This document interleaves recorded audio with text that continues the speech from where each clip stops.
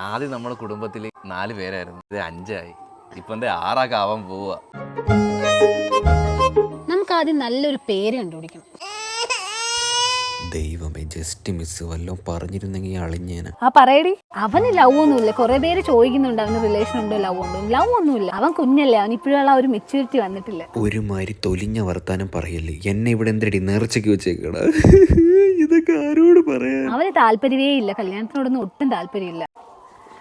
പിന്നെ നിന്റെ കല്യാണക്കാരിയൊക്കെ എന്തായി? ഇവിടെ ഞാൻ കുറ്റി കണക്ക് നിൽക്കണം, നീ കാണുന്നില്ലടി നാറി. ഞാൻ പോവാണ്. ഇതാണ് എൻ്റെ അച്ഛൻ. ഇപ്പോഴും യങ്ങാണെന്നാണ് വിചാരം, പക്ഷേ നല്ല പ്രായമുണ്ട്. കുറച്ച് നാളൂടെ കഴിയുമ്പോൾ അപ്പൂപ്പനും ആവും. ആ ഇട്ടിരിക്കുന്നത് എൻ്റെ നിക്കറ്. ആ നിക്കറിൻ്റെ സ്നേഹം പോലും എന്നോട് കാണിക്കാറില്ല. ഇതാണ് അമ്മ.